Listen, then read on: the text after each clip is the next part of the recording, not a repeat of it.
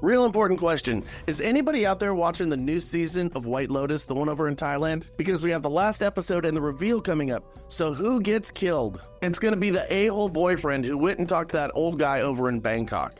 That's my guess. Anyways, on with the show. In an absolute blockbuster move, the online mortgage provider Rocket Cause is acquiring Mr. Cooper Group Incorporated in an all-stock deal valued at $9.4 billion.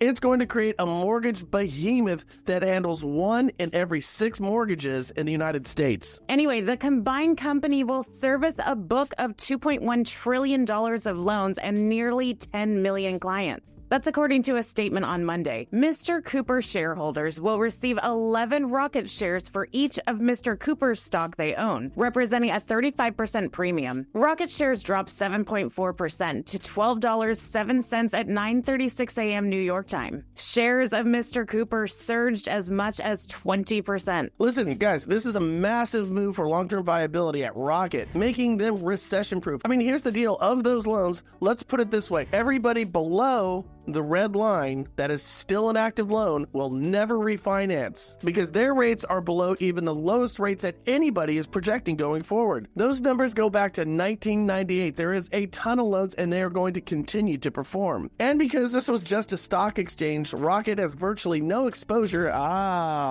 But maybe they do. You want to hear something really crazy? Courtesy of the Federal Reserve. According to the Federal Reserve of Philadelphia, mortgage fraud is now rampant, and guess who they're blaming? You. Quote, unlike previous work, we show that fraud was prevalent in originations not just during the housing bubble, but also persists through more recent times. We also demonstrate that fraud is broad-based and appears in government-sponsored enterprises and bank portfolio loans, not just private securitization. These fraudulent borrowers make up 1/3 of the effective investor population. Anyways, they continue. Quote, occupancy fraud allows riskier borrowers to obtain credit at lower interest rates. These fraudulent borrowers who maybe owner-occupied the place and decided to move out, who knows, performed substantially worse than similar declared investors defaulting at a 75% higher rate. Their defaults are also likely to be strategic, suggesting that they pose a risk in the face of declining housing prices. So read between the lines. They said this whole thing started at the point of originations. When these loans default, which they expect, just like FHA expects it to, just like HUD expects it to, they are not going to blame unaffordability or AUS ratios that all but guarantee defaults. Nope. If and when that day comes, and it's coming, they're going to blame fraud. Fraud in a big way. And guess who wrote those loans? You, your broker, your wholesaler,